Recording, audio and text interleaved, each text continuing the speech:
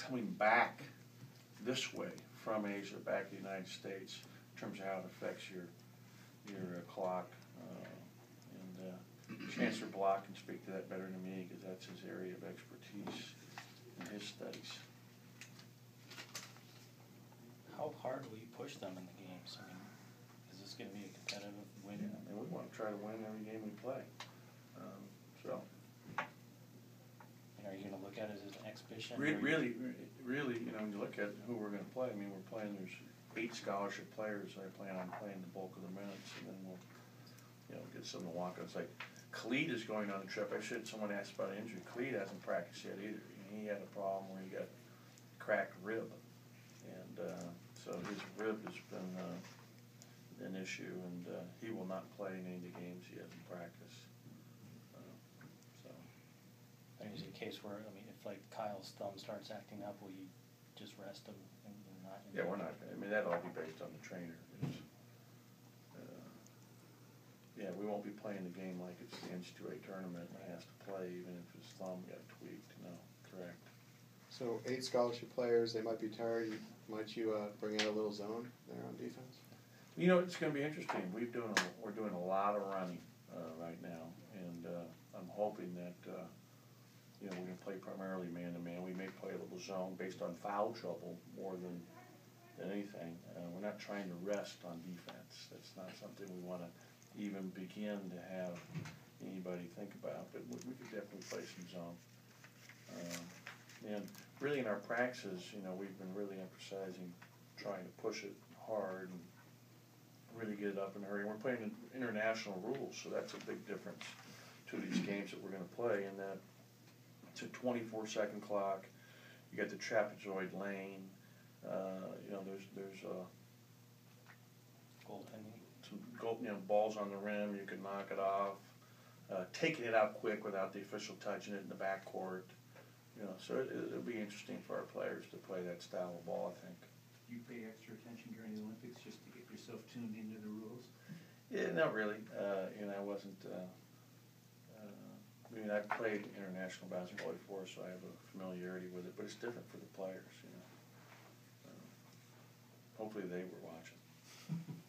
How's Josh been coming along in practice? You know, Josh has had a couple good practices, last 2 practices, so it's been a positive.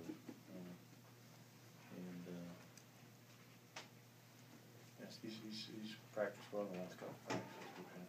Has he continued to get in better shape, improve his body? You know, I think that he's got a long way to go, you know, to where we want him to ideally be.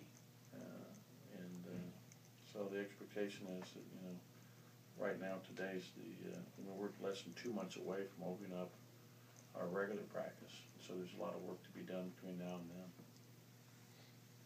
But I think this trip will be good. I think it'll be good for Josh and give him kind of barometer as to where he is in his conditioning and where he needs to get to, because he's going to play a lot. Have you guys been preparing any differently in these practices versus something that you'll do 2 months from now? Or? Yeah, well, we've been spending more time on offense and less time on defense because we have such little time. You know, we're putting out of bounds plays, different zones, attack against different types of zone defenses we might see. You know, press offenses, you know, our sets, what we were trying to do in transition. There's just, you know, try to pack in, you know, especially, you know, with some freshmen that are going to play, and really it'll be Jordan and Kyle primarily now. But, you know, putting things in that are all new, just 10, 12 days of practice is a lot to try to get ready to play games. So I think, you know, I think our offense will be ahead of our defense on this trip. What have you seen from Jordan and Kyle in this practice? Yeah, Jordan is a really good shooter. Jordan is arguably, you know, the best shooter, and if not the best, definitely one of the top 2 or 3 on our team. He's just got a great touch, and is a knockdown guy, which is fun. And a very heady player. You know, he's got a very good feel for the game, and has a great pace, and he's going to be a good player. And, for Jordan, his big thing is just improving his body, and he himself needs to get in top physical shape, and really build his body. And, but he's 6'10" and a half across. He's got really long arms. So to have those long arms and still have that great touch and be able to have the kind of touch he has on it, it's really nice. He gets his hands on the balls a lot. He's a smart player, and Kyle really makes everybody better offensively when he has the ball. He creates a lot of things for his teammates and makes the simple plays. It's really interesting. Both these guys have games like they've been playing basketball a lot longer than they really have. Jordan just turned 18 years old in July, and Kyle's, they're only 18 years old, and yet they look like they've been playing basketball a lot longer than that. Do you see Kyle playing the point, or can he move Yeah, he'll around? be our backup point when Larry's not at the point. So he's On playing, offense. he's playing the 4 right now? Kyle? Well, in practice, because we're shorthanded, he's been playing the 4 a lot in practice. I see him playing, more, and I'm really asking him to do too much in terms of learning, because we're asking him to know the point position, the wing position, and the 4 position. I mean, it's a lot to have thrown in your plate for a young player. So defensively, he's going to be guarding 4s? Or? If we guard 4s and 3s.